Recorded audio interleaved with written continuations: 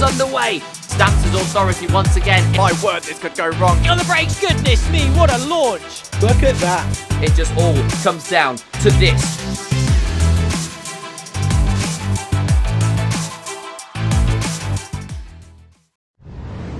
Good evening, ladies and gentlemen. Welcome along to another round of your APC season, round number 3 here at Bahrain. I'm very excited to get this one going. We're about to get underway for our qualifying, and then the race day will follow. And what a good race day we have on our hands, ladies and gents. I believe we're supposed to have a full grid plus a new driver as well, and we are very, very excited. I'm very excited, at least. I hope that you are as well, to get us underway for the next round of the APC season. We've got round number 3 on our hands here at Bahrain.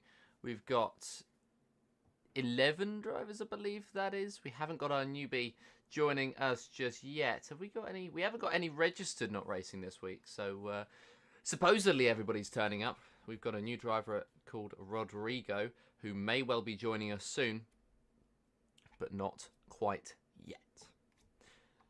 But yeah, the action is going to be underway. We're here for qualifying, and it's about to get going very shortly.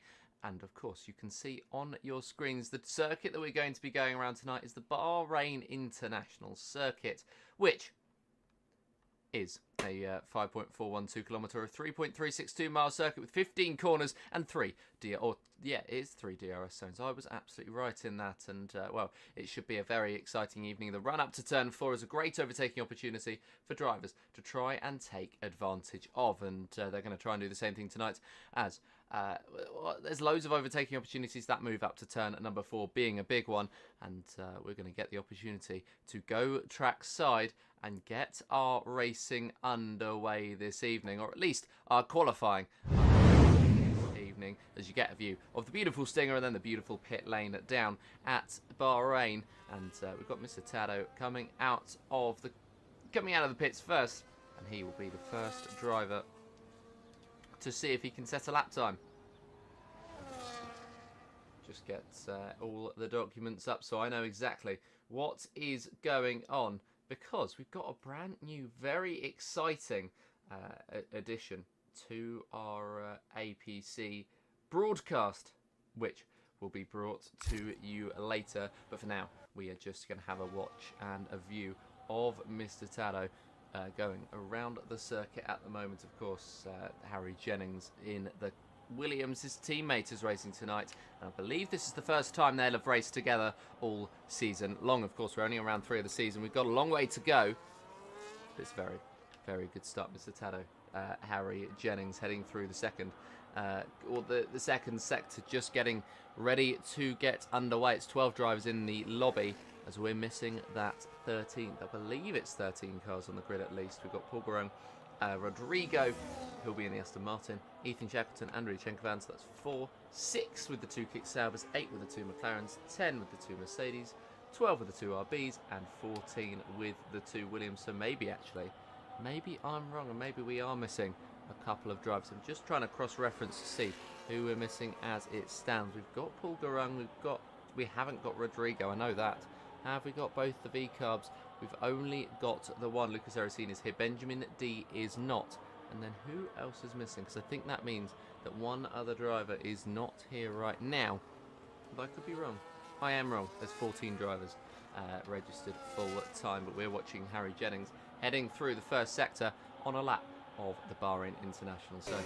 The first couple of corners that he's already completed, and he's already completed to some success. You've got to be wide on the entries and the exits of pretty much all of these corners, apart from that one. You want to avoid the exit of turn number 4, and I'm sure we may well be seeing some driver, if we go side by side, falling victim to that tonight. Then try not to lock up like he did into the hairpin, and coming out the other end of it, heading down to turns 11 and 12, the worst corners on the circuit, to get through cleanly. Mr. Tado, aka Harry Jennings, doing so pretty okay, as the Ferrari causes a yellow flag in sector 1. I believe that is going to be Ethan Shackleton who is causing those yellow flags, and that is not ideal for him, but I guess he's just moving out of the way, so it doesn't really matter all too much. Now, second sector, and Well, coming up to the third for Mr. Taddo, Harry Jennings. What's his second sector time going to be? It's going to be a 1:08.361. And he's going to come out now onto the final couple of corners. Just going down the back stretch, trying to set himself up as wide as possible for the final corner. Getting the sweep in, and we'll see what time is going to be the benchmark this evening for the Williams driver around the final corner then. Putting the power down towards the main straight. And Mr. Taddo up to the line is going to be a 1:31.282 to kick us off for this evening's action.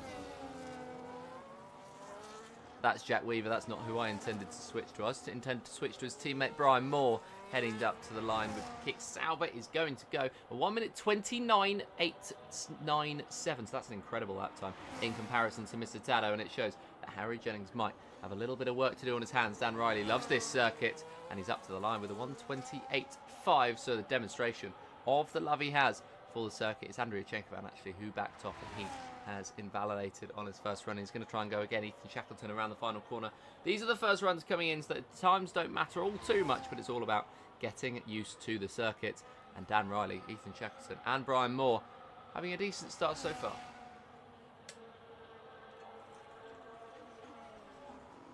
Stephen Snell going up to the top of the sheets.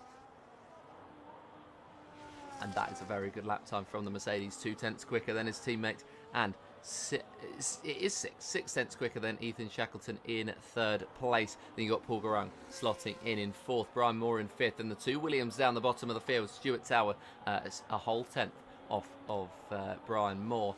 And just looking at everybody else heading up to the line, it's going to be Lucas Erasini, fifth place with a 29.4. Instantly displaced, pushed down to sixth with Jack Weaver, who goes up into fourth or third place even on the grid. So a very good start nonetheless. Andrea Chenkovan, second sector, beckons for our reigning champion.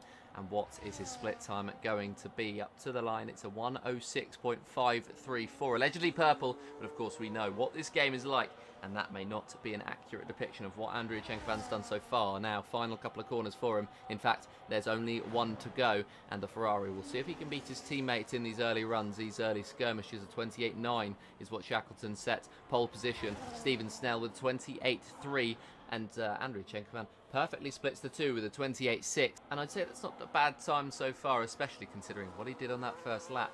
So, yeah, there we go. The first runs are completed, and it's going to be Stephen Snell on that provisional pole position. Dan Riley in second place, and I've been disconnected. That is not ideal. Well, we're not racing, we're qualifying once again. And, well, there's no front wing on the front of Stephen Snell's car. I always think this glitch is so weird, because it makes me... I've not got, like, the fear of holes, right? But it just, it feels incorrect. You know? You know what I mean? Anyway, there's a full car. There is Carl Stuart Woodard, who I could tell why he was desperately trying to get me back in because he was on his push lap. But I don't know whether this is going to be a true push lap. Although, having said that, he's not particularly confident around the circuit with the new broadcast interviews system that we have on our hands, which gives the drivers the opportunity to broadcast their views before we've gone live. Carl's had a very, very simple update for me, and well, his update was, if I can find the quote, the question was, how are you feeling about Bahrain? Not great. I'm always slow at Bahrain, and I have no explanation as to why. And at the moment, he's gone ahead of Harry Jennings, to be fair, so he's not last, but he's second to last, which is not that much better. His brother, Connor Stuart Woodard, around the final corner then. Is he going to be able to beat out his teammate, beat out his brother, and is he going to be able to go up the field? It's going to be ahead of his teammate, but not by much, 2 places, and ahead of Brian Moore. These two have had a furious battle every single time they're on the circuit. They're so very well matched, and that is just exactly what we get to see. We get to see two very, very good drivers fighting it out with each other all the way to the end of the race, and in pretty much every race as well. But Brian Moore at the moment looks like he's going to at least match Connor Stuart Woodard's time in this qualifying session. At the moment he's got a 1:29.897, and he is only 3 tenths behind Connor, improving by 2.5 in the first 2 sectors. I think this is going to be his opportunity to draw alongside the McLaren, or maybe even draw ahead. He's not quite going to draw ahead. He's lost some time in that final sector, and so he has just missed out in that one, and he will be...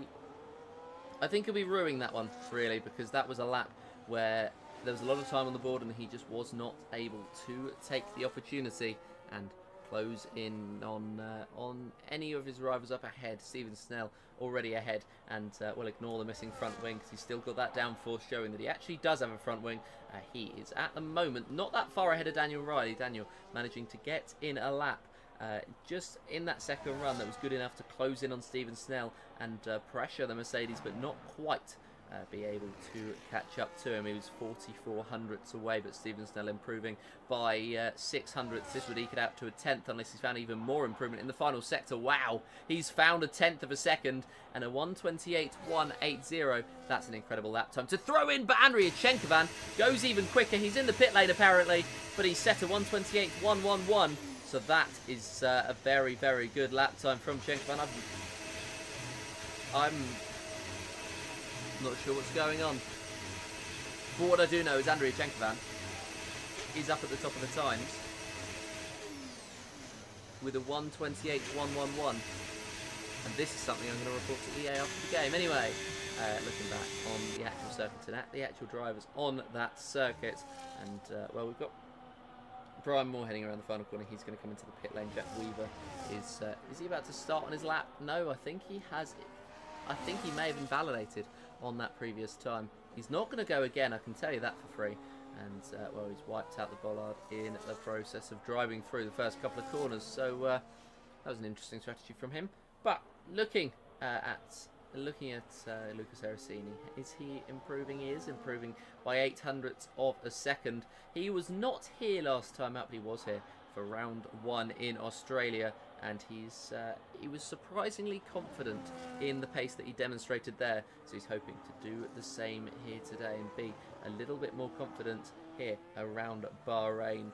And well, it's one of his favourite tracks allegedly, but he hasn't got any clue of well, it's one of his favourite tracks. He had a clue where he was in relation to everybody else on F124, but as far as F125 goes, I think it's going to be a case of trying to sight it out. Of course, he's missed a race, which could be important as he is... everybody else is getting more comfortable racing each other. Lucas Aracini missed out on an opportunity to do so, and so he's just a step behind the rest of the field, I think it is. And, well, he's got 2 strong tracks. He had Australia, and he's now got Bahrain. So up to the line, he is going to come, and it's going to be a 1:29.071.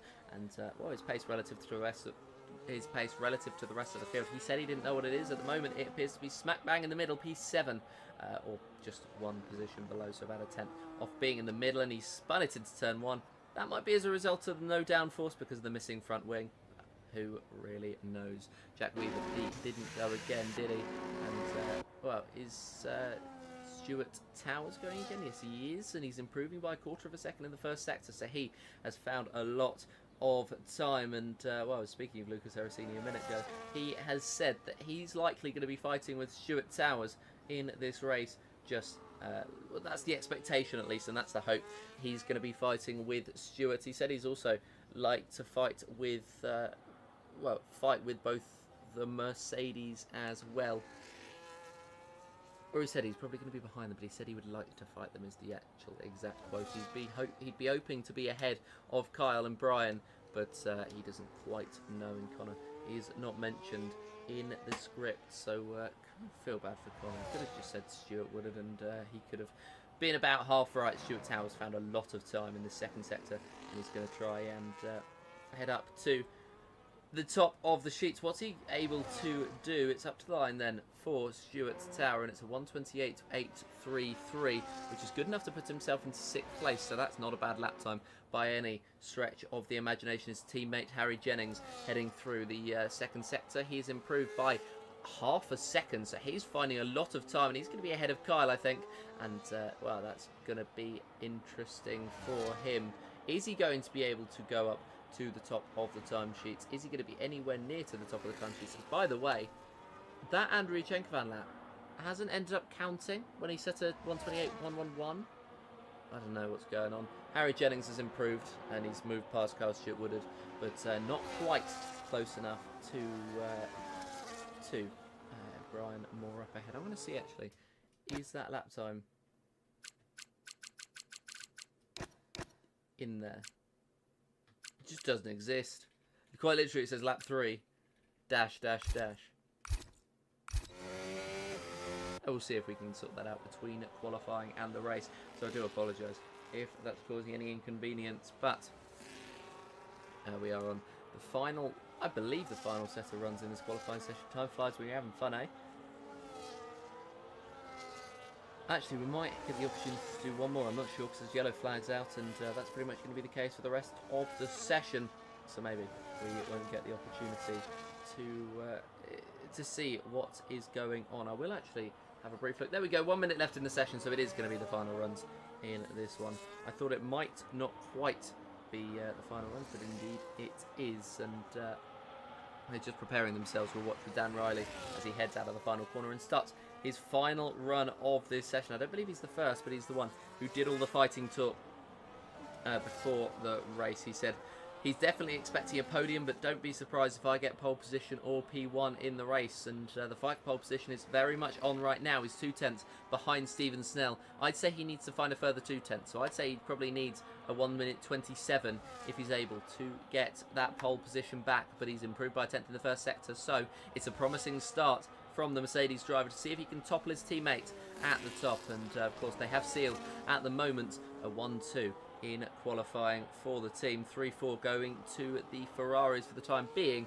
but of course Chenkovan may well be on that pole position. I'm not 100% sure what is going on with that one, and I'll try and bring you the information as soon as I find it. But Dan Riley now heading through that second sector, and he's going to be around the second or the penultimate corner as the checker flag is waved. He's improved by a quarter of a second, and Paul Garung goes exactly with just his 1,000th ahead of Chenkovan's time, as Chenkovan's time actually does count, but I'm not sure whether it's going to be deleted or used. As around the final corner Dan Riley comes, we can see that the track evolution is high, and Dan Riley up to the top of the sheet. This is an incredibly close qualifying. The top three split by just 0.04 of a second. Stephen Snell, though, looking to snatch that pole position away, and he does so at 28.055, and this has the potential to be the closest qualifying session of the season. Chenkovan won't improve from his potential P5 up to the line for Jack Weaver, and he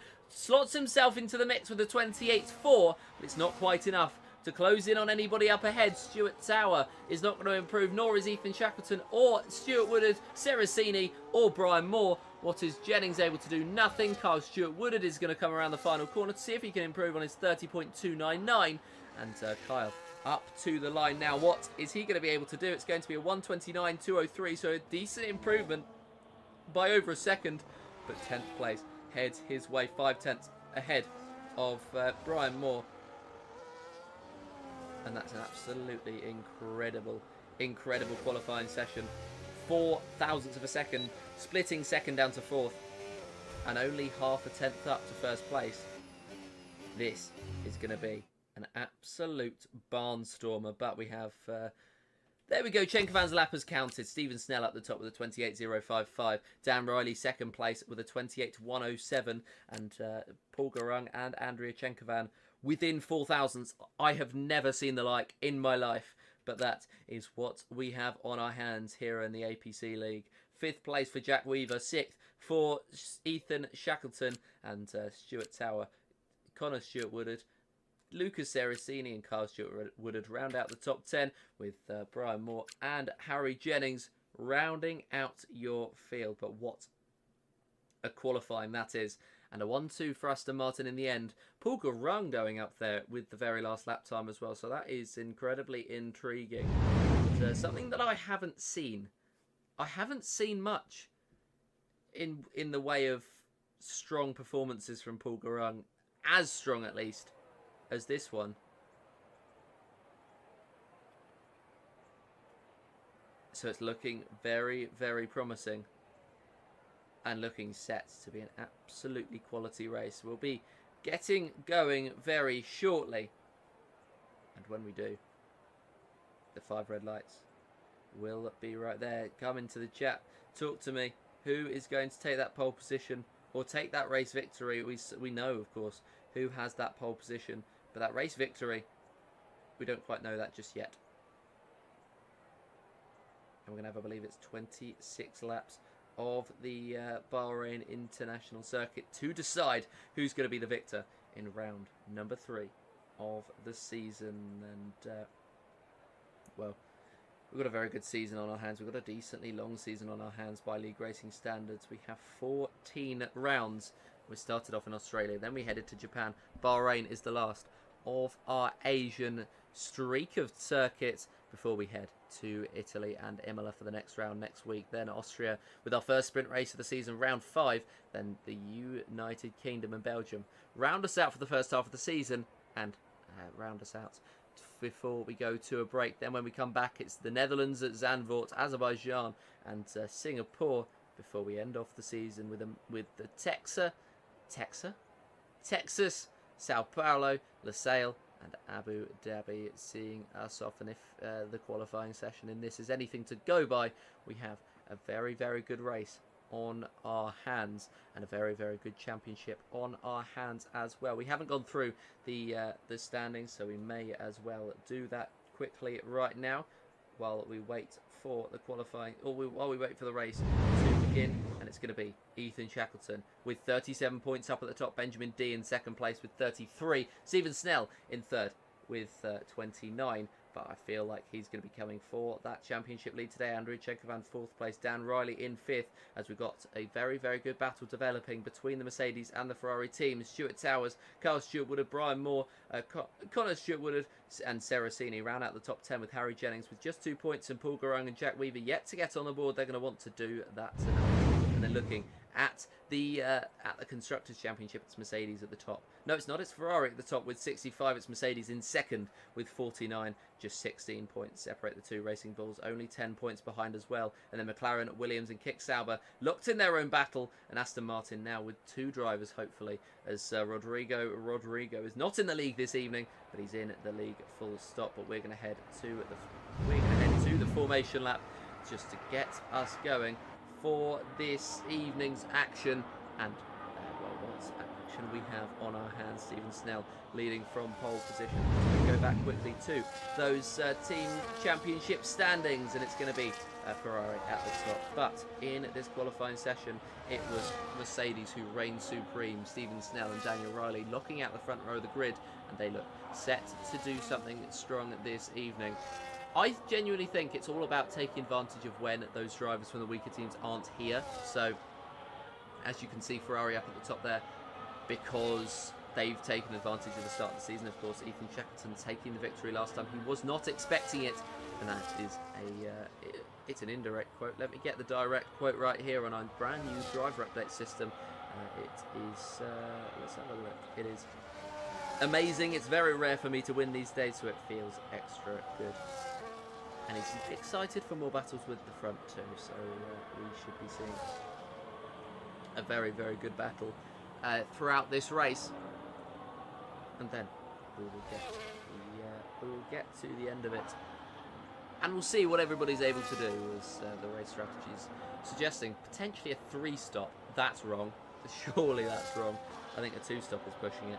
But a 1-stop is what I believe it's going to be too much of a stretch. So I think a 2-stop is the correct strategy here today. Let's have a look at what tyres everybody is on, and it's going to be mediums for our leader Stephen Snell, who's going to be sitting on that grid for a very long time. Dan Riley and Paul Garung also on sets of mediums before we have our first deviator, Andrew Chenkovan on a set of the hards. Jack Weaver and Ethan Shackleton both on a set of the mediums before we start to look at the soft runners with Stuart Towers on a set of the red wall tyres. Then Connor Stewart Woodard back to normality with the mediums, and Lucas Ericini going for the softs. I'm not sure how long they last. I'd chance it that they're not very long. Carl Stewart Woodard and Brian Moore both on mediums before Harry Jennings rounds out the field on a set of soft compound tyres and trying to take advantage of those tyres early on to offset his poor qualifying position. But we're going to have a look. We're going to get ready to get going, just waiting for the final cars to park up at the back of this grid. The Bahrain International Circuit awaits these 12 drivers, and we await these 12 drivers as they await the lights. There's 1, 2, 3, 4 and 5. The action's underway here in Bahrain. Stephen Snell getting a good launch, but Dan Riley getting an even better one, and he's going to be on the inside line heading into the first corner. Is he going to take the lead of the race off of his teammate? He's going to try and squeeze Stephen Snell wide, but Stephen calls his bluff and pulls alongside, but Dan Riley sweeps through and leads early on in the Bahrain Grand Prix. Can Stephen Snell do anything to fight back at him? No, he can't, not at this early skirmish at least. And he leads this race as there's a late send further down the field. Stuart Tower trying to go for one on Jack Weaver, but he was unable to do so, and now he's coming under pressure from Ethan Shackleton as the fight between Weaver and Towers has actually inspired one between Weaver and Chenkovan.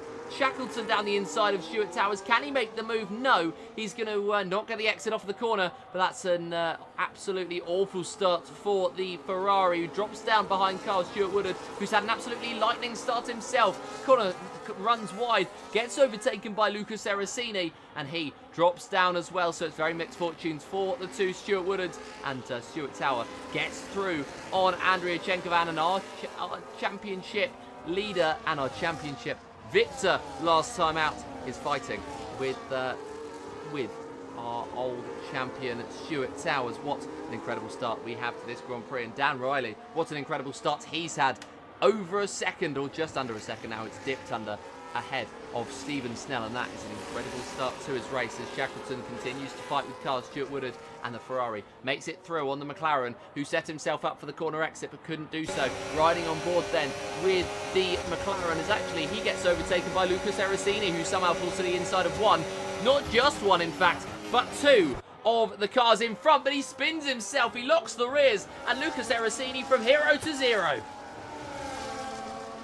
That's absolutely devastating for Seracini, who looked so good on the set of the softs, but he's now cooked them, and I don't think he'll be able to come back on them as, well, they are very volatile tyres, and he might have just ruined their lifespan as we've got Brian Moore trying to pull alongside Connor Stuart Woodard, but he's not quite getting the exit out of turn number 3 to take the advantage and pull alongside, so he just remains behind for the time being. Harry Jennings waiting in the wings as Stuart Towers has dropped out of the DRS of Jack Weaver, as Paul Garung has made his way back into the DRS of Stephen Snell, and he's going to get the opportunity to try and push forward and try and re-establish himself in the fight at the very top of the field, but no, it's not quite yet that he is able to do so, and so he is just going to wait for the opportunity to try to fight. 8 tenths back, so he's not going to mind it. If he's able to conserve himself, then he will be absolutely fine throughout this race session. But as it stands, it's going to be Dan Riley, who has actually been closed in by Stephen Snell on the previous few laps. And, well, Snell is going to have that DRS, and he's only just behind, riding on board with the Mercedes, trying to fight with the Mercedes. It's Rosberg and Hamilton 2014 all over again, 10 years later here at APC. And Stephen Snell through on Dan Riley. Is the Brit going to have anything to fight back with? Not quite yet, and he actually runs wide, opening up the door to Paul Garung, but Riley getting the exit, so he went so deep that actually he was able to get the exit of the corner nice and cleanly, and that was Dan Riley up in P2, staying in that position and hoping to stay within range of Stephen Snell as well. But of course the pace of the Mercedes now in the lead of the race is always supreme, and so he might have the opportunity to break free. Now is the chance more than ever for him to do that, and he's 5 tenths ahead of Dan Riley as it stands. Paul Garung only 3 off of Dan Riley, and then Jack Weaver still staying within range while those top 4 break away from the rest of the field, which is going to be incredibly frustrating for Andrea Chenkovan, who feels as though he's got the pace to fight for this race victory. Of course he does, because he's Andrea Chenkovan. He is a double champion, our 2-time reigning champion here in APC, and so he of course has that pace to fight for the race victory every single week, with the 2 Ferraris getting bogged down behind the Williams. And this could be absolutely vital in terms of the race, because the 2 Mercedes stretching their advantage up at the top, and these 2 just having to stay behind the Williams. Even if they get past him, they're now going to have to push their way forward and close down that 2.3 second gap. So it's easier, much easier said than done, and at the moment it's going to be very, very difficult for them just to try and close in. But now we head on to lap number 4 of this Grand Prix, and we have the 2 well, the two Ferraris trying to get through on Stuart Towers. Finally, Jenkovan's through. Shackleton's going to have to work that little bit harder to get through. He has done pretty nicely, and they're up to 5th place. 2.3 seconds splitting themselves and Jack Weaver and the battle for the podium. Connor Stewart-Woodard is being closed in by Brian Moore, who's going to look to the inside line. Is he going to be able to pull alongside? No, because there's contact between the two. Connor just sweeps in, and maybe sweeps in just that little bit too aggressively, so he wasn't able to find his way past. And Brian Moore, for the time being, staying in 10th place, as Lucas Aracini looked like he might be setting something up on Harry Jennings. In the background, you can see the Williams and the V-Carb in 11th and 12th at the moment, and potentially fighting away for that position as Brian Moore tries to close in on Connor. Is he going to be able to fight the McLaren with the DRS zone on this occasion? No, he's not. He's going to look to that outside line, though, try and sweep through on the exit, and Lucas Aracini is going to look through on the outside line. He's able to get through on the sand, and that is a very good move. He's able to pull it off, but he's not. But Harry Jennings running wide out of the next corner, and that will be that for the battle. Lucas Aracini applying the pressure to Harry Jennings and being successful, but a poor exit means that Harry Jennings is still very much in the fight, and he pulls alongside with the V-Carb as who is actually going to get that DRS? Are either of them going to get that DRS? Because they've crossed the line pretty much neck to neck, and the inside line for Lucas Aracini, the outside for Harry Jennings, and neither of them actually did end up getting it as Brian Moore gets through on Krypton, aka Connor Stewart-Woodard, and up into the next position as there's fighting for 3rd place potentially going on. Jack Weaver tried to pull to the inside of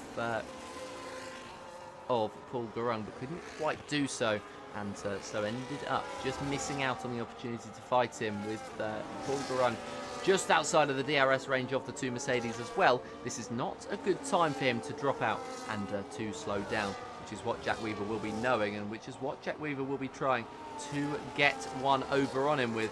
He wants to get through, he wants that DRS as urgently as possible, as that's a huge slide in the background for Ethan Shackleton as he drops a position to Andrea Chenkovan. Is he going to drop any positions to anybody else? He's not, so he just remains in that position for the time being. Not that bad of a mistake from a personal perspective.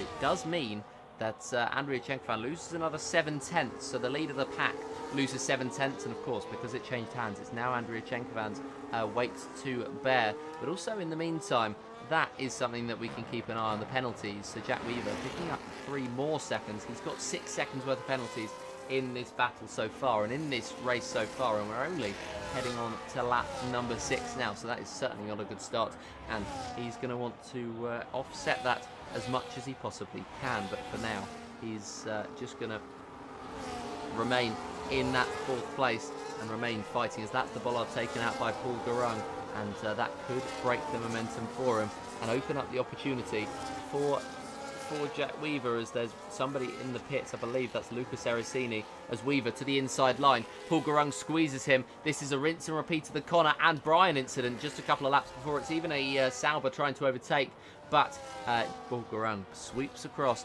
just holds the position for the time being, and that is a very, very solid defence, as that was Lucas Aracini into the pit lane. Those softs already falling off on lap number 6 of this race, and he's switching to a set of the hard compound tyres. Surely you'd think the two Williams are going to do a very similar thing very soon, switching from a set of the softs to a set of the hards. I think a lot of the drivers are attempting the one-stop strategy with just the mediums, going straight to a set of the hard compound tyres, but the two-stop strategy is very much viable, and that, I think, is what Stuart Towers, Harry Jennings and Lucas Aracini are going to be trying, unless they want to take a huge gamble, and Aracini especially go 23 laps on a set of the hard compound tyres. It would be incredibly difficult, but hey, never say never. And Lucas Aracini, 35.7 seconds off the pack. He's going to try and close that gap as much as he possibly can towards the end of this stint for Harry Jennings, at the very least, in the Williams, who's 6.9 off of Connor Stewart-Woodard. So somehow Lucas Aracini's lost all that time, so he is now 42 seconds behind Connor Stewart-Woodard at the back of the pack, as Jack Weaver with the DRS alongside and ahead of Paul Garung, and up into 3rd place.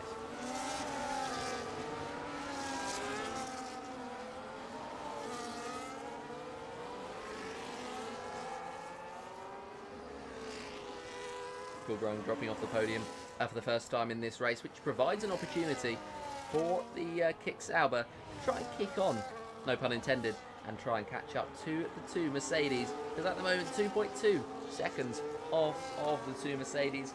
That jumped up quite a bit over the previous lap, and I think that Jack Weaver has the opportunity to close it in. He has the pace to close it in at the very least, and well, now Paul Garung is going to try and stay with him, but that's a decent chunk of time he's taken out of them in the corners. 1.7 seconds. It's going to grow a little bit because of the DRS available to Daniel Riley, but for Jack Weaver, it's not going to be too long, I think, before he's able to catch up and be within DRS range. That'll be a very, very good performance from him if he's able to do so and make his way back into that DRS zone.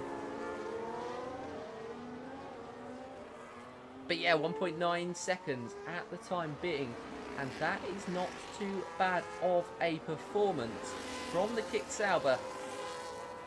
But yeah, he will just need to remain consistent throughout those corners, because of course those three DRS zones is going to make it incredibly difficult for him, as now Paul Garung pulling to that inside line and trying to make it difficult for Jack Weaver all on his own. But no, he's not able to get through, but Weaver making a mistake, running slightly wide, and there's contact between the two. Paul Garung just getting a little bit of a love tap from Jack Weaver, as Weaver, ironically, weaved out of the exit of the corner. But it's going to be Weaver ahead and holding on to that P3 for the time being. 4th place, still going Paul Garung's way, and 5th place for Andrea Chenkovan, who's looking interested in this battle now. He's on the hard compound tyres, which are starting to become alive in this fight, and those mediums are starting to go off. We saw those hard runners go into the pit, with the exception of Harry Jennings, as we've got our first 3-second time penalty of the race for Luca Seracini, who's having a horror time. I think it's fair to say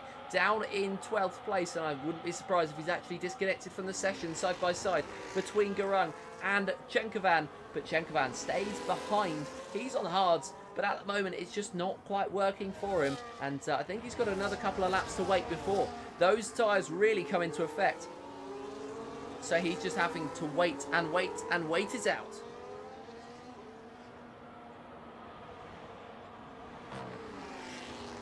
Because now we've got a side-by-side moment. Chenkovan pulling alongside, and he might actually be ahead of Paul Garung on this opportunity, squeezing Garung to the outside line and squeezing him onto the curbing. He does make that move, and he's able to hold on to the DRS as well of the driver in front of Andrea Chenkovan. So he's done an incredible job of making the overtake. Jack Weaver even. So he's done an incredible job of making the overtake. I couldn't quite tell because Stephen Snell has come into the pit lane.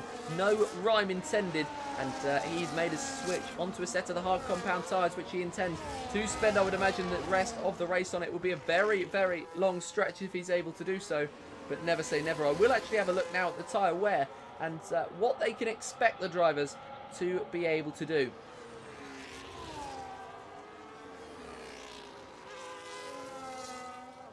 As that's a very good exit from Ethan Shackleton to pull alongside, but not pull ahead of Paul Garung, still remaining in behind. But yeah, they are feeling so much faster than the Aston Martin right now.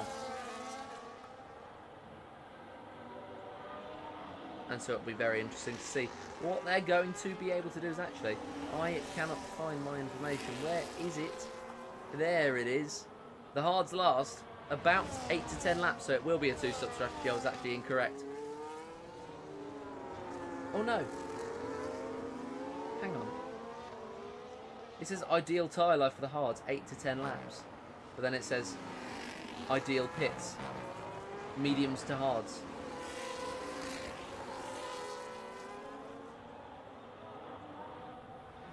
We've got more pitters on what will be lap number 10 of this race, as Daniel Riley, Jack Weaver and Paul Garung are all into the pit lane, and will switch from a set of the medium compounded tyres. What are they going to switch to? It's surely going to be a set of the hards.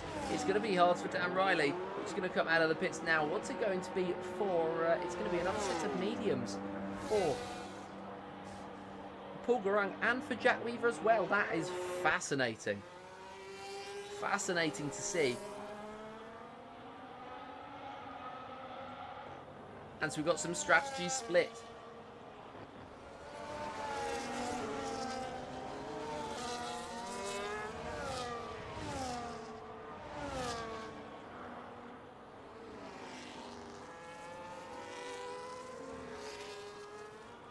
as DRS is starting to be broken for a lot of the drivers. I feel like this is going to be one of those races where there's a lull in between, and then suddenly we get our best racing of the year so far. It feels like it's going to be that. It feels like it's going to be one of those. Which, don't get me wrong, not complaining about it. But we'll just have to wait and see.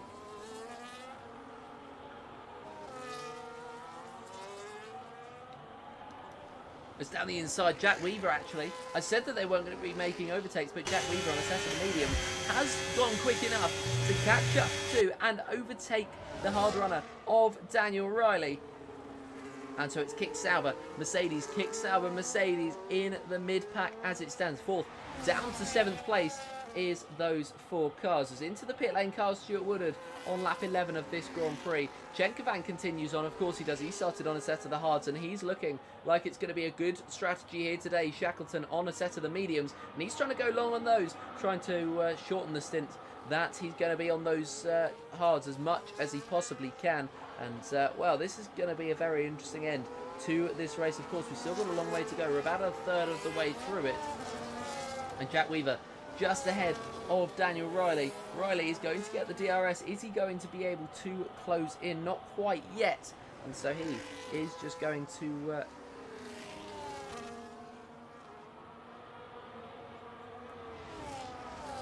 he's going to see what he's going to be able to do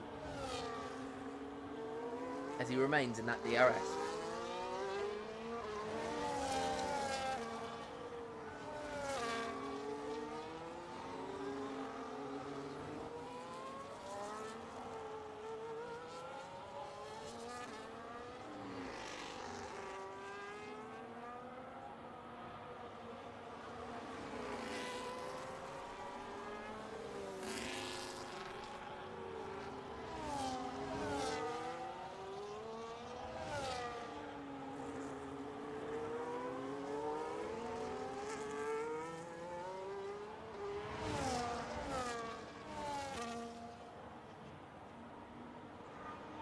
Ethan Shackleton becoming the latest driver to hit on lap, well, what will be lap 12 now, as Stephen Snell is going to get the fastest lap of the race, stolen off him pretty instantly by Jack Weaver.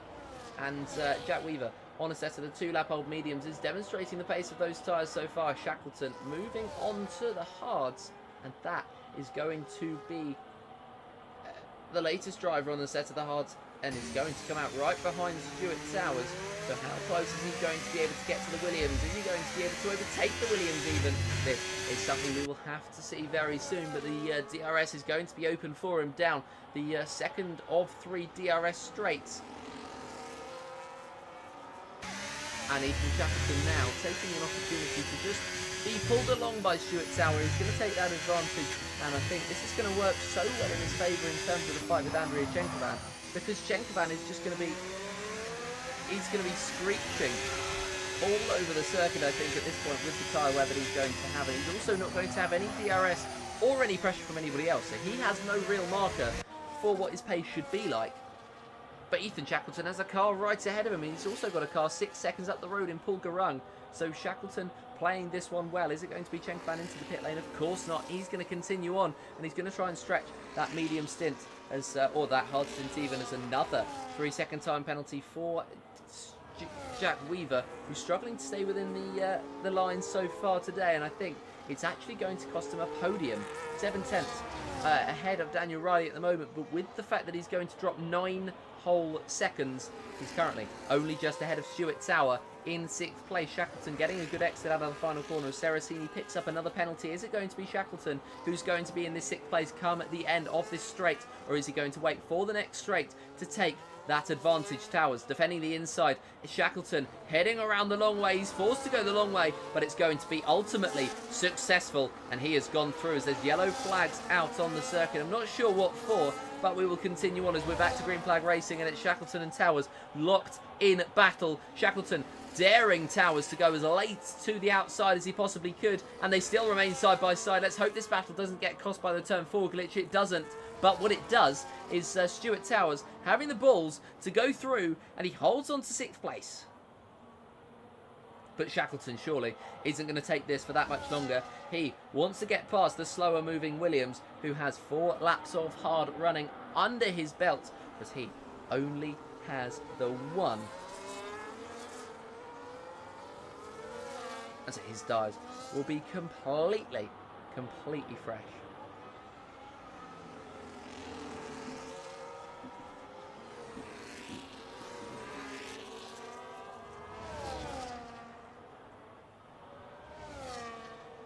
Don't forget as well, they're going to fight, and that's going to open up the opportunity for Carl Stewart Woodard to get in on the battle.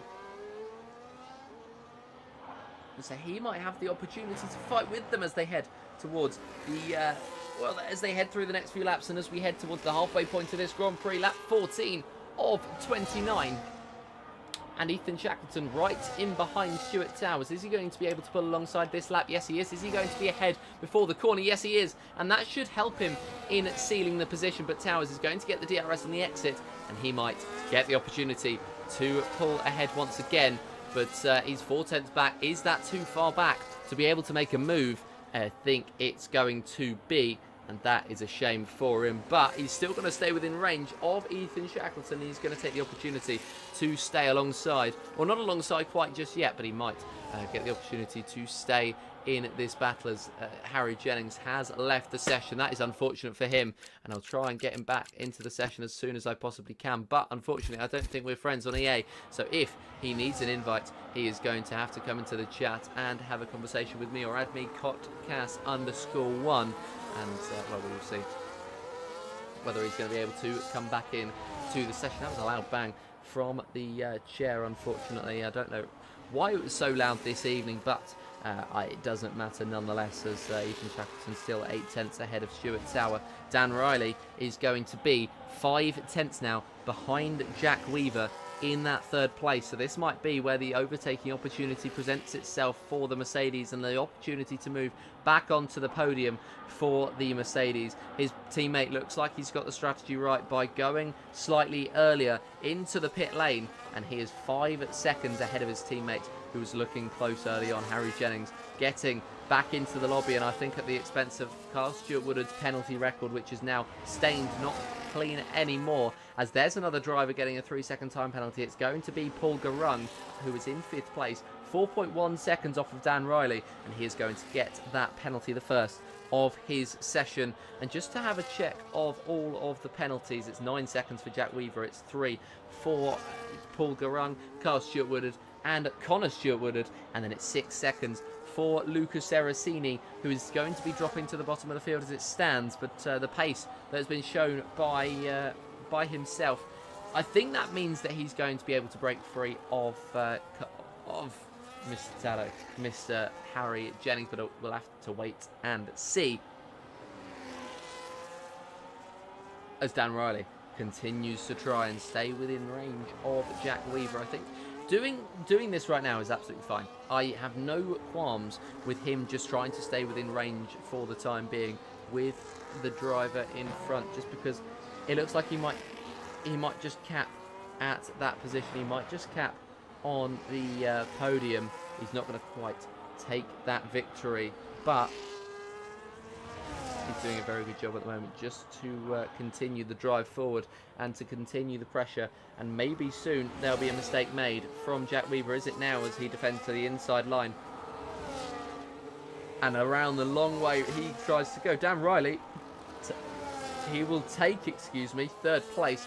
But the DRS for Jack Weaver means that he's able to be alongside, and he's able to pull back ahead pretty easily. But Dan Riley not having it, still trying to fight away, trying to hold that outside line, and they're still going to be side by side heading through turn 4, turn 5, and now turn 6, as Riley is going to be the last one to back out. But he sends himself into the corner, which opens up the opportunity for Jack Weaver to pull alongside. Once again, he doesn't, so he goes for that switchback, and Dan Riley once again has that grip, just that little bit of, well, he's just got that little bit of push over Jack Weaver, and that allows him the opportunity to pull ahead. Weaver with that DRS might get the opportunity to fight back, as we've got yellow flags on the circuit. I believe Lucas Seracini has had problems at turn 1, and he might not actually score points this evening, which will be very, very disappointing for him. I think it's fair to say his first non-point scoring finish of the season, and he gets 3 seconds of time penalties as he goes. I think potentially he might be one of those who's going to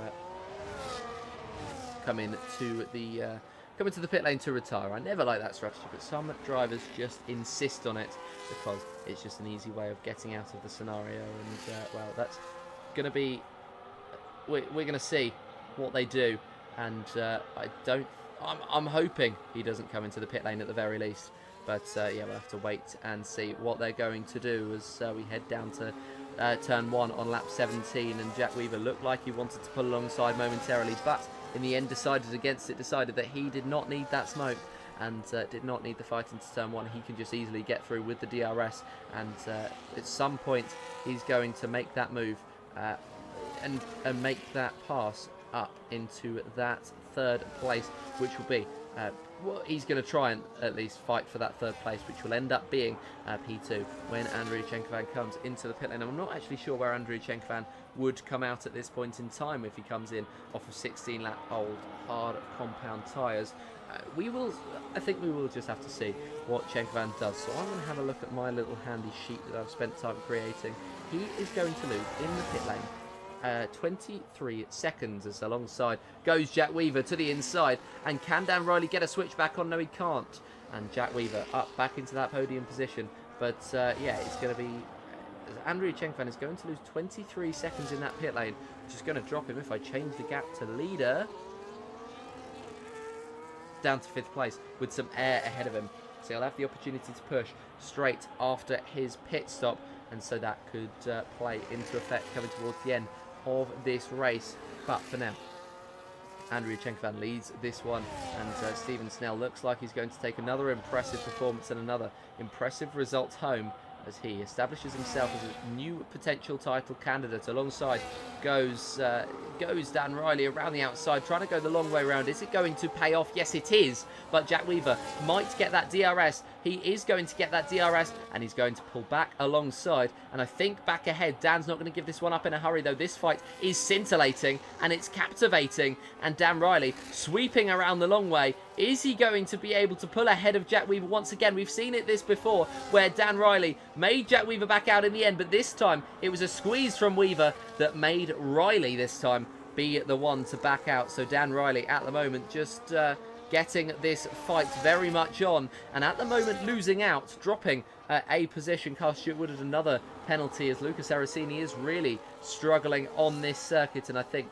he is going to be lapped at some point soon. He's not the only driver struggling. Harry Jennings is 27 seconds off of Brian Moore in that 10th place and on that final points position. So yeah, for the moment, I think it's going to be Luca Saraceni in that 12th place, and Harry Jennings joining him outside of the points. Everything else is still up for contention at the moment, and of course we'll have to wait and see what happens, because anything could happen in APC. As Andriy Chenkovan, that is a huge moment in this race, picks up a 10-second time penalty for speeding in the pit lane. Now that is going to drop him 10 more seconds back from where he originally would have been, which of course was going to be in that 5th place. He's going to come out in that 5th place as per usual, but instead he is going to have to serve that penalty in a later pit stop or at the end of this race. Is actually Chenkovan is going to come out only just ahead of Shackleton, and with Shackleton on that outside line into the first corner, is he going to be able to get through? No, he's not.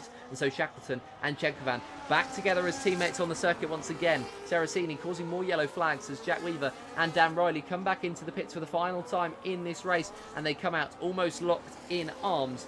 But this is going to be a very, very good end to this race, as Dan Riley is 1 second behind Jack Weaver and will get that DRS. And with the medium tyres, which will be better right now, he will try to take the opportunity and be significantly quicker than his rival at this very point in time. In fact, let's have a look as the battle between Chenkovan and Shackleton looks like it was never going to alight, and Dan Riley closing in. He's just the 4/10 behind now, and I think he's going to get him with the DRS down the main straight as Saraceni causing more and more yellow flags. That is not an ideal scenario for a driver who would have felt felt decently positive heading into this weekend, but no such luck Jack Weaver defends the inside. Dan Riley once again around the outside. It's rinse and repeat. The battle continues. They tried to ward each other off, but they could not stay away. And that is going to be a move for the 9th place for Dan Riley. And of course, don't forget, they have come into the pit lane. So it's going to be the final pit stop of their race. And we're going to be able to see where they filter out in relation to the rest of the teams and of the drivers. And Paul Garung is going to be the first one to make the move into the pit lane and make a switch of his tyres to a set of the hard for the end of the race. As Dan Riley, Jack Weaver, these two have gone at it all race along. And of course, we know the sort of, it's not beef, but we know the sort of scraps that Dan Riley has had before with Jack Weaver, and particularly Jack Weaver's accomplices in this league. And so I'm glad to see a very, very good battle between the two of them for these positions. And I think we could be seeing something very special and one of the best battles we've ever seen in APC continue on to the final few laps. As Seracini has now been lapped by everybody on the circuits, down to 9th place and down to Paul Garung. Garung, by the way, who's only 1.5 off of Dan Riley. So the opportunity for the Aston Martin is right to make his way through, as he's 1.9 behind. And, well, these two are going to keep fighting each other, keep slowing each other up. And that will present an opportunity to fight and to maybe sneak his way through Paul Garung and up ahead of Weaver and Riley and onto the podium positions. More yellow flags for Luca Seracini, and I think it's fair to say the correct term for it would be generational head loss for the V-Carb driver in that 12th place. And yeah, very disappointing day for him. He's into the pit lane. Comes Stephen Snell in the fastest lap of the race, pumped in by Andrea Chenkovan, who goes up into the lead of the race. He's going to go on that gambled one stop, and I think it's going to work out at this point in time. Ethan Shackleton also on a set of the hard compound tyres, and he's going to try and chase for a quick 4 in behind Stephen Snell's brand new medium tyres. Have seen him out in 3rd place, but we'll surely see him gaining on Shackleton as it's a late lunge from Weaver. It's an even later lunge from Riley as they try and get through on Brian Moore. They don't want to be held up by the kick Sauber too much, and that was contact between Riley and Weaver. And well, it's going to be even more moves as Dan Riley dives to the inside. The feint to the inside has scared him though, and Jack Weaver and potentially Brian Moore will even get through. Moore though, realising this isn't his battle, deciding it's not his fight, allowing the drivers ahead to continue scrapping, as we've got a DSQ in this race, as Luca Seracini disqualified from the session for too many penalties. That is something I don't think I've seen in a league race in an incredibly long time, especially not on F125. But Dan Riley and Jack Weaver scrapping incredibly intensely, and they're about to come up on their next drivers on their next part of the train, and it's going to be the two at Stuart Woodards who are going to be the next roadblock in their journey to the podium, with Chenkovan, Shackleton and Stephen Snell all on said podium as it stands. And well, I think they're going to do very well to catch up to any of them. Shackleton is going to be the one who is the most vulnerable, but they need to gain 7.7 seconds if they want to even catch up, and that's after they've passed Kyle Stuart Woodard. So they've got a huge job on their hands to make this two-stop strategy work against the two Ferraris and the Mercedes of Snell. So these two, despite the pace that they're demonstrating, are maybe just going to miss out based on pure strategy as they pull to the inside line. In fact, Connor Stuart Woodard is going to come into the pits. They're not going to be affected too much by that one. 3-second time penalty for Harry Jennings, and well, it's going to be 5th place for the time being for Jack Weaver. Soft compound tyres for Connor Stuart Woodard. That's an interesting strategy, and I wonder whether Kyle's going to do the same thing on the next lap. We saw the match strategies last week. We also saw it not pay off, and we saw it being a gamble onto a set of the soft compound tyres. So maybe we'll see the same thing. Maybe it'll be something different in this one, as well, Kyle Stuart Woodard is coming under so much pressure from Jack Weaver, and you'd imagine it's only a matter of time before the Brit is able to get ahead of the Barbudian. And well, there's a move further up as well, as Ethan Shackleton's been overtaken by Stephen Snell. This is definitely the most action-packed almost pro championship league race I've ever been a part of, and it's been pretty much non-stop from lights to what will be the flag in 7 laps time. Dan Riley looking to that inside of Jack Weaver, not able to take it though, actually running wide out of the exit of turn number 11. Weaver needing the move on Kyle Stuart Woodard at some point soon. Kyle with a wide entry, and that allows the opportunity for Weaver to pull alongside and try and sweep round, but no such luck and so he's stuck behind the McLaren. It's deja vu once again, but Ascend to the inside sees him through, and Dan Riley will try to take the opportunity and try to take the momentum that Carl Stuart Woodard has lost and turn it into a move for him, but no such luck for him either, and it's going to be down the main straight where they are going to find an opportunity to head through. Dan Riley with the DRS is going to pull through, and I think Kyle is going to come into the pits. Indeed he is, and Dan Riley continues on. He needs that DRS to gain him back to within range of Jack Weaver, otherwise he could pretty much count his race over. And well, now with just 6 laps left to go in the race, it's 9.3 seconds between Jack Weaver and Ethan Shackleton in that third place on that final podium spot, and they're going to try and close in as much as they possibly can. This is a great opportunity for them. As I said, Carl Stuart Woodard would probably match Connor, and indeed he did, onto a set of the soft compound tyres. They're going to pick up points in this race, that is for sure, and well, they can be pretty happy with that one, I think, although Kyle, I think, will be seething inside because he fought with Dan Riley so much over last year's game, but Dan Riley has just made that step up while Kyle has made that step sideways onto the F125 game, and he hasn't quite gotten his feet under the table so far. Metaphorically speaking, he may well do physically speaking, although if he can't see his pedals, there's a small chance he can't see his wheel either.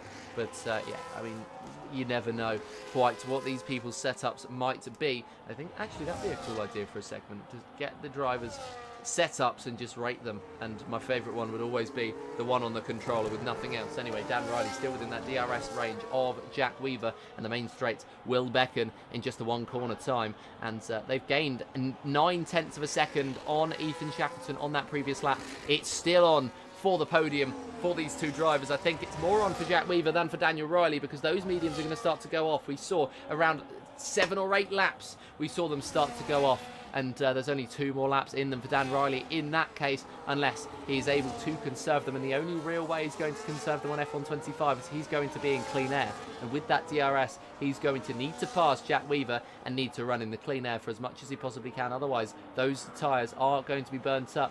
It's going to be fastest lap for Connor Stuart Woodard on those sets of soft, so they're actually working this week as opposed to last week, which was absolute carnage towards the end of the race. But now Dan Riley 4/10 off the back of Jack Weaver, and he's been consistent so far this race as Dan Riley, and I think he's been consistent so far this season. He deserves his flowers, does the Mercedes driver. How good has he been ever since he started again? I'll be completely honest, I was nervous for the way that he was going to start the game. I thought he was going to be about where Stuart Towers is now, or maybe where Paul Garung has settled himself into this race, but instead Dan Riley has established himself as a regular podium contender potentially in this championship if anything goes right, and that's going to help his team in the Constructors, which is going to be hotly contested, Mercedes against Ferrari, and that is the fight that we want to see, and arguably that's the fight that I want to see in real life as well. Ignore all this Red Bull rubbish. I don't want an energy drink fighting out for the title. I want 2 manufacturers, and that's exactly what we've got as Dan Riley gets past what may as well be an energy drink company, Steak Kick Sauber F1 team, and Jack Weaver able to get back with the DRS, with the switchback, with the DRS heading the way and the favour of Dan Riley, who's 3/10 behind now, and yeah, he's still just going to keep fighting away as the 2 Stuart Woodards have caught up impressively to the back of Stuart Tower. By the way, the gap between Shackleton and Weaver now down to 6.7, so they've gained on that last lap. What would that be? I can't even do the maths in my head. 2.4 seconds potentially, maybe 1.4 seconds, but still they are gaining and gaining and gaining, and they'll still need another couple of laps of 1.4 if they're going to get anywhere near close that podium place. And of course, don't forget as well that it's going to be that final podium place that they are fighting over, unless Jenkovan or Steven Snell are going to have any problems with those tyres. I don't think they will. And well, speaking of tyres, we're going to get a huge tyre advantage for the soft runners, but for how much longer, I'm not sure, because Connor, while he is quicker than Stuart at this point in time, is going to really struggle. But yeah, going back to the point, Jack Weaver actually has that 9-second time penalty that I just momentarily forgot about, so it's going to be Dan Riley onto this podium, I think, if they're able to get past Ethan Shackleton, who is of course a steady driver in himself, and no mean feat to get past him. And so they're going to have to work hard for it, and they've actually stabilised the gap over the previous lap, so maybe those mediums for Dan Riley have gone off, and maybe the advantage of the new hards for Jack Weaver has gone off as well at 6.3 over the last lap. So they need to gain basically 2 seconds a lap to want any opportunity at this podium. And, well, at least 1.5 seconds a lap, I think it's fair to say, because then they'll be 1.5 behind, and then it will give them the best opportunity to fight for that podium with that DRS range at the very end of the race. But now lap 26 of 29, it's going to be DRS for Dan Riley. DRS as well, heading the way of Paul Garung, as that's going to be a move made for Connor Stewart Woodard on Stewart Tower, and it's Stewart versus Stewart versus Stewart for this P8. And that's exactly what you'd expect to see in APC, of course, the owner and his brother both being Stewarts. And one of our legends, can I call him a legend yet of APC? I think I can, even though we are only 9 seasons in, I think I can call him a legend. Stewart Tower, of course, as everybody knows, he is going to be our 3-time, I believe I said 2-time earlier, but a 3-time back-to-back champion in seasons 1, 2 and 3. Yeah, he's got to have legend status in this league, and yeah, doing incredibly well at the moment to fight. Because I think the way that these F1 games have gone, it's completely different. Like they are difficult to adapt to every year. That is the general consensus, and so the fact that somebody can still be decently paced at this level is still very good. Of course, it's the Almost Pro Championship, so it's drivers that are almost pro, but not quite yet. Lap 27 of 29, just the 3 laps to go, and Andrei Chenkovan certainly looking like a professional driver in this race. It's been a Chenkovan style performance where he just has it. He just has it every single time he wants it, and he's just so good. And that is exactly why he's a 2-time champion and looking to level Stewart Towers' record here today, or here this season, as Carl Stewart Woodard and Stewart Towers side by side, champion versus owner, 2 of the longest serving drivers in APC history, and it's going to be Carl that comes out on top for the time being, as I'm not quite sure why I've had that disconnect, but I can't, there we go, I can actually see it, as they are still side by side. Stewart Towers holding the outside, but actually compromising his exit, and Kyle is going to slip through, I think. Indeed he is, but now still holding that outside line, Stewart Towers. This is incredible wheel-to-wheel racing, and it's the inside line for the number 94, but almost contact between the two, and it's going to be Towers getting through as a 3-second time penalty for Dan Riley puts pay to any opportunity he might have for taking this race lead, or taking this podium away, as he's now 1.3 seconds behind. And I think Paul Garung, it's going to give him a decent go towards the end of this race. 1.1 seconds between Dan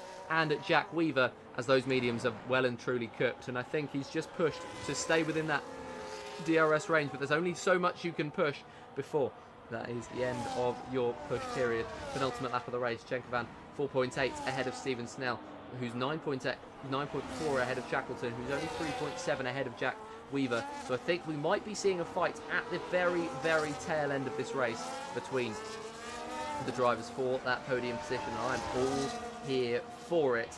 The fight for the podium position, of course, being well and truly on. And it's a chase that has... It's not quite paid dividends just yet, but it's a chase that has been very, very, very good so far. Very well managed. They've only had 1 lap where it looked like they lost time to Shackleton, or not lost time, but didn't gain as much time as they were hoping for. And now they try to look to nullify that disadvantage that they had at that 1 point, and are now 3.1 seconds in behind this driver and in behind the final podium position. It's nervy times for Ethan Shackleton, just like it'll be nervy times as well, don't get me wrong, for Jack Weaver, because he knows that a podium is potentially on track at least, and he's going to fight for it because, well, as much as he's got 9 seconds worth of penalties, he still wants that podium position, and, well, he can go and brag that he got that podium position, but no, he's just going to drop now.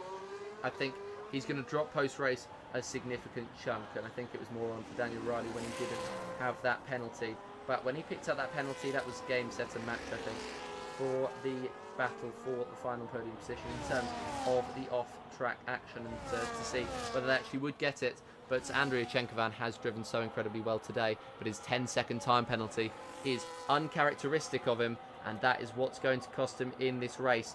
And a fierce championship battle may well be ignited this evening here in Bahrain, as Ethan Shackleton was the championship leader heading into this race. So a third place means that he's not going to lose out too much. Stephen Snell and Andrea Chenkovan are going to close in though, and I believe that it's going to be Stephen Snell, when that penalty is removed, taking that prime spot in the championship positions, because he was 8 points behind and he's going to gain 10 points. So yeah, it's going to be Stephen Snell on top. A fantastic championship battle is about to ignite, and Ethan Shackleton will lose his championship lead but not lose his momentum, as he is going to hold on to that podium, and a very, very nervy time for the Ferrari is going to pay dividends, and he is going to prove fruitful as we head around the final sector. Just the one sector to go here in Bahrain. We've almost done 90 sectors. We've done 87 in total, and this man has led the majority of them, as he has done many a time.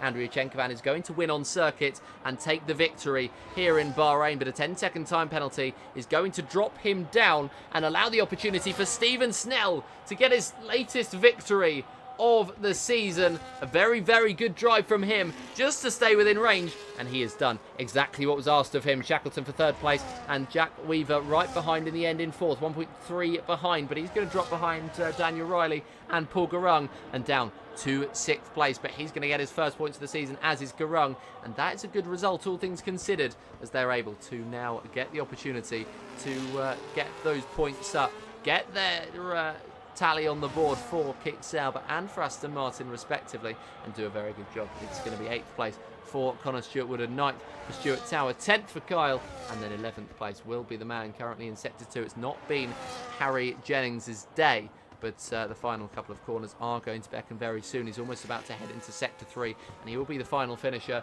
but our victor today is going to be Stephen Snell, who drove absolutely impeccably. Just to stay within range, he got the strategy right. He went 1 lap longer than, or 1 lap shorter even than Dan Riley, which meant 1 lap longer at the end of the runs, and that was that for Stephen Snell. So he was able to break free of his teammates, who ended up fighting very hard with Jack Weaver and Paul Garung in the latter stages of the race for P4. We've got our final finisher across the line, Mr. Tado, Harry Jennings, 11th place, the only finisher without a point here today, and it's going to be victory heading the way of Stephen Snell, unless Andrea Chenkovan can get that penalty removed, although knowing the guy that he is, I don't think he is going to be doing that. But yes, a very, very, very good race, and probably the best race that we've had in APC, definitely the best race that we've had so far this season. And now we are going to throw it straight over to the results screen as the drivers start to celebrate under the moonlight in Bahrain. It's victory for Stephen Snell, second place for Andrea Chenkovan after that 10-second time penalty cost him everything. Ethan Shackleton taking third place, holding onto it at the end with Jack Weaver's pressure being applied. Dan Riley then taking the fourth place after the penalties for Jack Weaver, and fifth for Paul Garung. Sixth was where Jack Weaver ended up. 7th for Brian Moore, and a good point tally, doubling his tally that he's got currently. 8th for Connor Stewart-Woodard, 9th for Stuart Towers, and 10th for Kyle Stewart-Woodard. So it's Stewart to round out your top 10. And we're going to get the opportunity to speak to a number of the drivers here today. The first driver that I'm going to drag in is going to be Brian Moore. Brian, it seemed like a decent race for you. You were similar on pace with Connor. I know you've talked about before wanting to fight Connor for positions.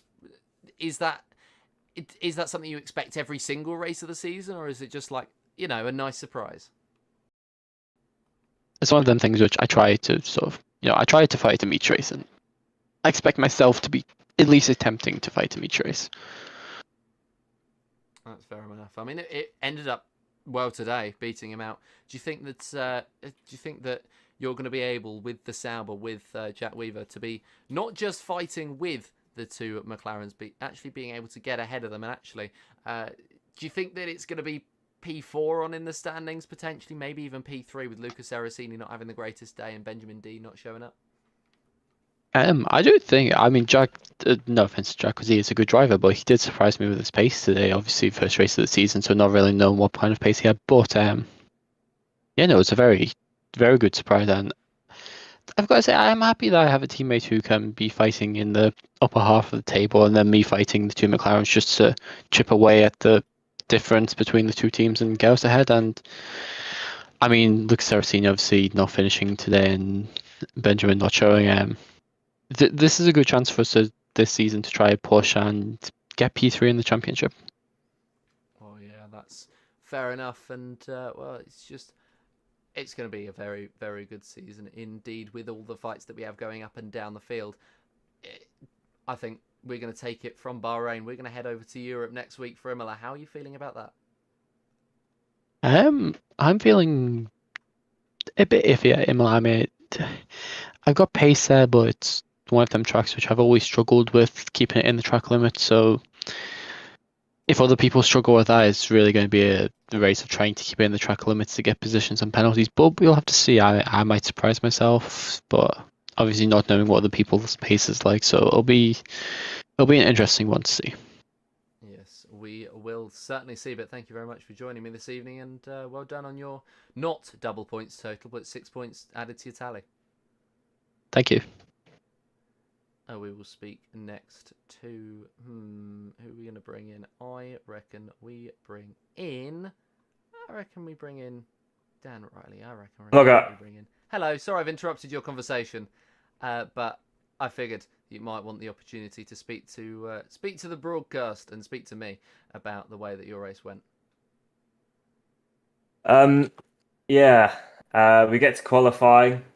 Obviously, I know Bahrain's one of my best circuits, so I had a lot of confidence in me, and just narrowly missed out on the pole position by like, what was it, half a tenth. So disappointed with that, but I knew I'm probably one of the best jumpers in the league. So obviously into turn one, jumped Steven, so I'm in P1. He just had incredible straight line speed, so he overtook me, and then we played a bit of team games. We started getting away from the pack, and then it looked like it was going to be a 1-2 for Mercedes, which was good. I did want that P1, but he pitted a lap earlier than me.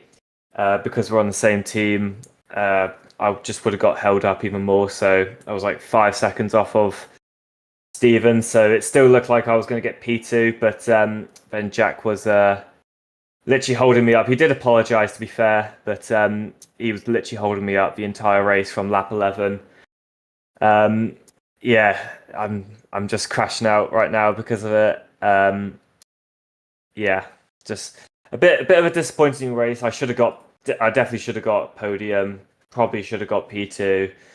I think what destroyed my race was I pitted again. Not because for new tires or any of that, just because I pitted along with Jack. My initial thought was going to pit to get away from him. Then I just saw him coming in the pits, and it was just way too late. So I think my race kind of ended really there. But yeah, I mean P4 is a good result. There's a lot of drivers that are really good in this league, so P4 is a great result, but I should have definitely got more. So yeah, I would say it's a bit of a disappointing race in my opinion. Was Bahrain, because I know we've had conversations before about Bahrain being one of your strongest tracks. Would you say it's your strongest track, and was it the one that you were most excited for this season? And does it feel like you've missed an opportunity to get a podium? I can go even further. I think I missed an opportunity for the win. You saw how quick I was in qualifying. If a few things were different today, I should have got definitely a podium. If you're on different teams than Steven, and I did a different strategy, would I be looking at a win 100%? So yeah, definitely a missed opportunity. A lot of if, buts, and maybes, but P4 is what I've got today. I've got to take it. A bit disappointed. It's not not anymore. But then again, Japan's probably one of my worst circuits. I got P4 in that circuit, so I think it's kind of balancing it out. Really for luck, but I don't know. Really, I guess we just got to look forward to Imola next weekend. It's another circuit I hate. There's 3 circuits out of 4 at the start of the season, but I think we're like P4, P5 from the Drivers' Championship right now. I'm not sure where we are in constructors. I imagine we're P2 still, but we're still where we want to be, I guess, but we just need to keep on improving. Yeah, it's I guess one of those situations where you don't particularly like the calendar, and then potentially you drop an opportunity where you could have had one, not through your own fault, and then you miss it, and then you might end up getting a good result at one of the circuits you don't like. But yeah, thank you very much for joining me this evening, and well, congratulations on your P4, because as you say, it's not that bad of a result, all things considered. Yeah, I mean P4, like I said, like we've got a lot of good drivers now that know what they're doing. So on any other day, P4 is a result that you need to take. Especially like last weekend, I was absolutely buzzing with the P4. But yeah, this time around, I got P4, but it's a circuit that I should have done better in. So um, disappointed, but I mean we'll see how we are next week. Maybe I'll be a bit happy that I did get P4 and not P5 on the last lap, like I was battling with Paul. I was really gonna be mad if I got P5 in that race. But managed to keep it. But we just gotta look forward to the next race, focus on that, and see where we are in the championship. Well, exactly. Thank you very much for joining me today, and we will see you next week. That's right. Cheers, thank you. And now we'll bring in the man that he ended up fighting with, and hope that he wasn't talking as well. Actually, he wasn't talking this time. So, Jack, hello. Doesn't really show much, does it, the clip? You're talking to me now, by the way. Oh, sorry. That's fine. I mean, Dan did almost the same thing, so that's fair enough. But do you want to just talk me through your race? I know you want to get back to your conversation, but of course, you'll never miss out on an opportunity to speak to me. Yeah, I feel like it's just penalties that let me down, really. I'm just annoyed at myself for that. I just found the car at the start just undrivable, but then it sort of came back to me at the end. Obviously held up Dan quite a lot, which sorry, not sorry as well, sort of situation. But it was a good race. I got a few good overtakes, one on Carl, a few ones on Daniel. I had a good battle with him, so overall positive. Yeah, that's fair enough. It did look like a pretty good fight, and well, I mean, were you always going to fight? I know that you got the penalties, which weren't ideal, but was it always one of those situations where you felt like you were always just going to fight it on track regardless of penalties? Yeah, I felt I was always going to. It was one of them. I was like, well, it was like sort of just like hard thinking, if you get what I mean. Like if I keep him behind and he gets a few penalties, then I've got the position. It's rather than letting him go and get away from me. You get me? It's like look, that sort of situation. It was just trying to be strategic, I'd say. It didn't work out, but I've only got myself to blame for the penalties. Yeah, and that's I mean, that's perfectly understandable. It's one of those situations where I guess you feel like you ended up missing out. If we look at the championship, though, that's actually your first points of the season. You've got them on the board, and well, are you looking at anything with Brian at the moment? Do you think that you've got an opportunity to do something this season, maybe taking something along the lines of maybe a third place potentially in the championship, fourth, something like that? I mean, obviously, it was my first race of the season when I will say the pace of the guys at the front was quite good. I think the problem was if I didn't get the penalties and stuff, I think I would have been up there fighting. Definitely after I got the penalties, it did make my head drop, and then I sort of just went screw it when I had Dan behind me and just went for it again. Obviously, it's annoying, but it's definitely something I can challenge for with Brian. We'll be looking to climb up the order. Obviously, it's my first race of the season, like I said, and hopefully more is to come from racing. Well, we'll definitely see if there is more to come, and yeah, hopefully there is from your perspective and from us as well, because it'll be good to see some racing. But thank you very much for coming in to speak to us today, and congratulations for your fourth place on track at least. Yeah, on track. I mean, Yeah, it's annoying. It's annoying. We'll have to keep fingers crossed from a selfish point of view that they get penalties in front of me. Well, we will see. But yeah, thank you for speaking to us today. And now we got a lot of interviews. Interviews are popular this season, and we'll take the opportunity to speak to the man that was the championship leader before, but is not the championship leader anymore. It's going to be Ethan Shackleton. Ethan, just talk us through that race from your perspective, if you can hear me. Yeah, so going into this one, I'm not very good around here. I kind of knew I wasn't going to be fighting for the win today.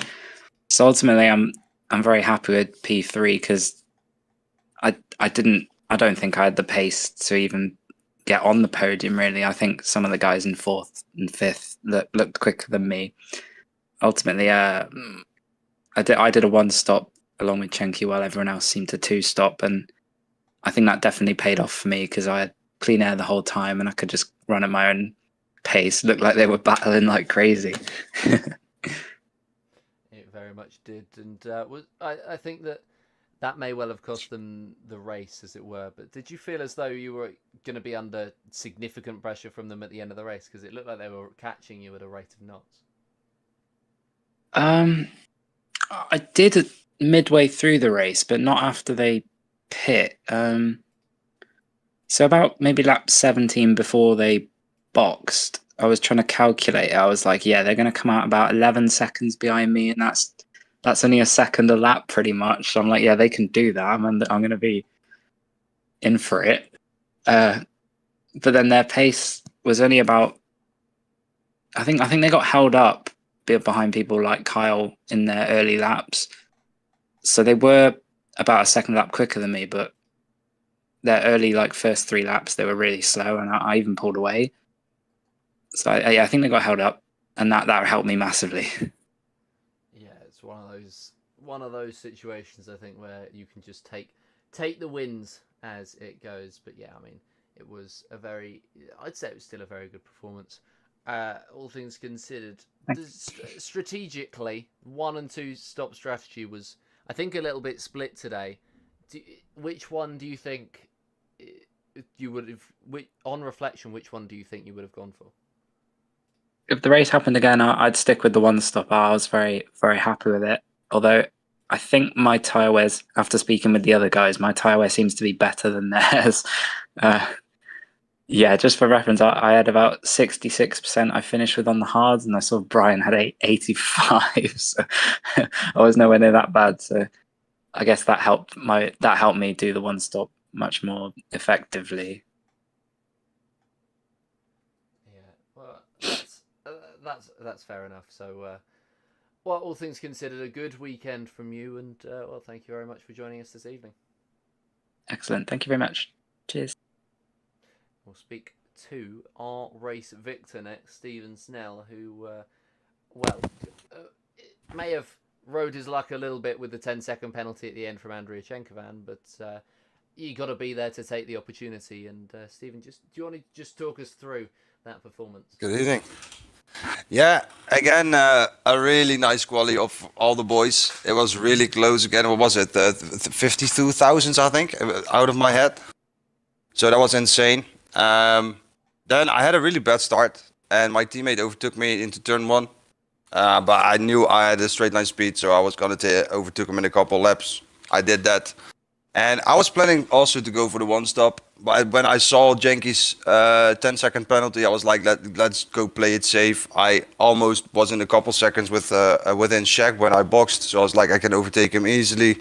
I did that and then stay within the 10 seconds of Jenky. Yeah, just a championship drive, to be honest. I just wanted maximum points with less, how do you say that? Less of a chance to get penalties or something like that. So, yeah, clean drive. Yeah, that's fair enough. And that ended up actually working completely in your favour, 25 points heading your way. Do you think that even at this early point, round 3, do you think that it might be your championship to lose? I don't know yet, man. Yes and no. I really like this game. I'm practicing a lot to stay ahead and stay on the top of my driving. But you know what? It's racing. The chances of an incident are always there. Like last race, I DNF'd in the last lap, so there's always a chance you go from hero to zero and the other way around. So that's racing. So I feel the pressure to say it like that, definitely. But there's still a lot of races to go. But I'm gonna try for it, definitely. Yeah, absolutely. Fair enough. Well, I like that attitude, and we'll see. Also, with the constructors' championship, do you think that's going to be one that's going to be a really intense fight this season with Ferrari and Mercedes, of course, Jankovan and Shackleton showing pace, yourself and Dan as well. So, how can you envision that one going? Yeah, the same as the qualies. I think it's gonna be real close all the season way around. And if everybody's gonna keep the practice like they do, like this week, it's gonna be tight. I've no clue. Let's see in a couple weeks what the standings are gonna be. If there's a little bit more of a gap. Right now there isn't, to be honest. So yeah, it's anyone's game at this moment. Yeah, well, that's fair enough. Thank you very much for joining me this evening, and congratulations on your victory.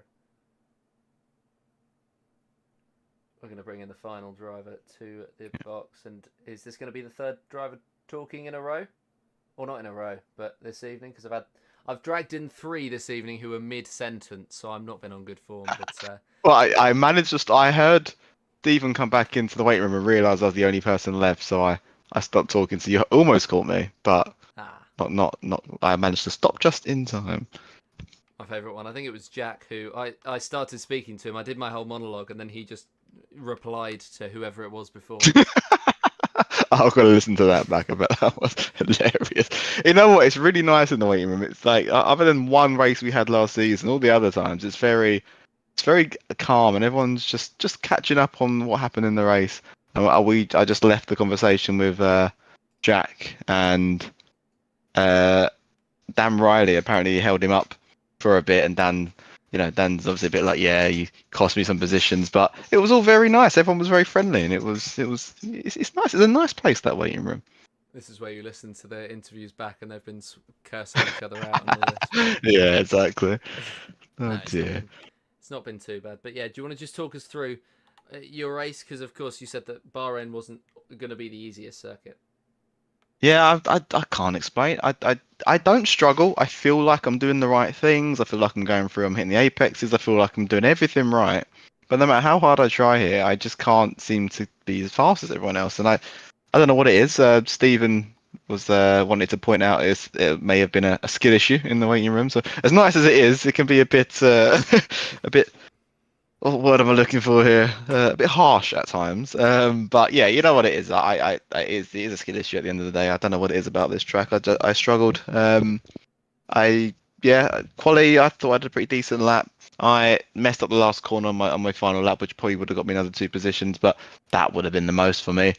And then I just couldn't keep up. Once as soon as I lost DRS, that was it. Obviously, I was ahead of my brother quite a lot of it.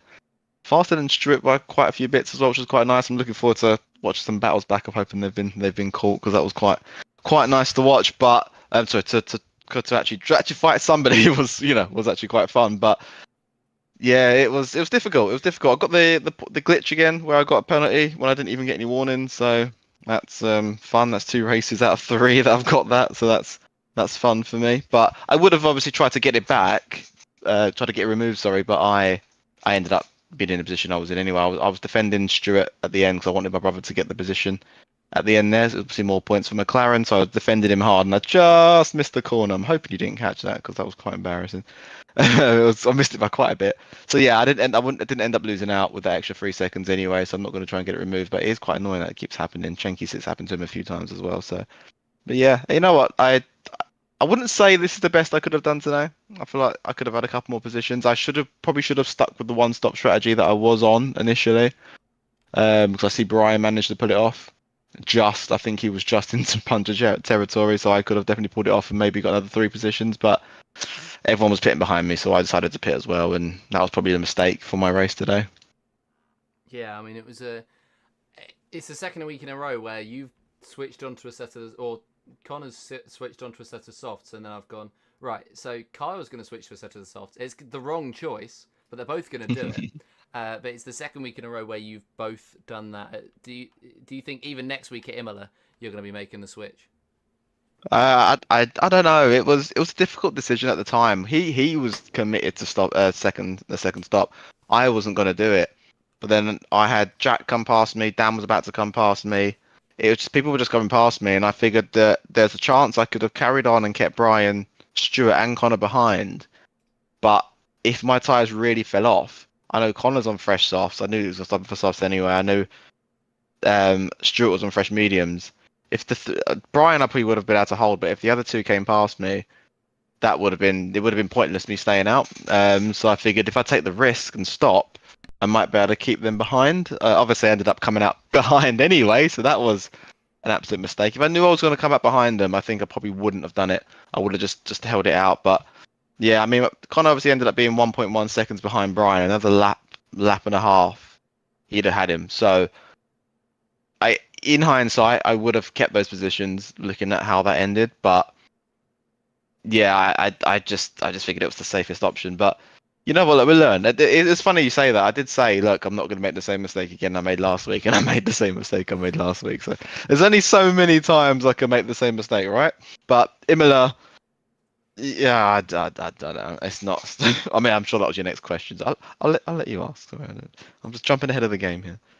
Well, I mean, that was going to be one of my next questions.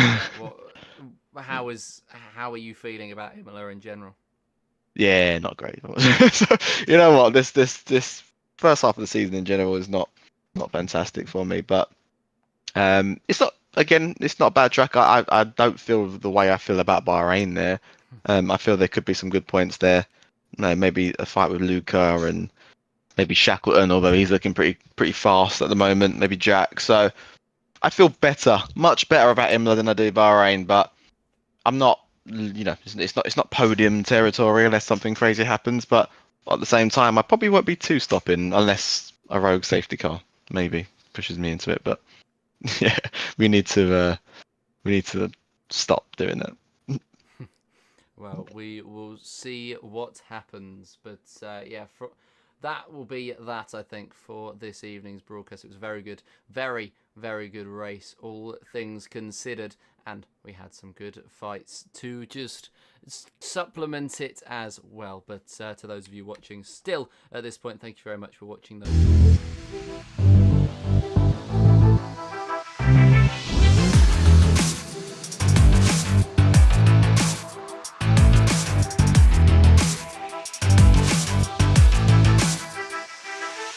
The action's underway. Dance's authority once again. My word, this could go wrong. On the brakes, goodness me, what a launch. Look at that. It just all comes down to this.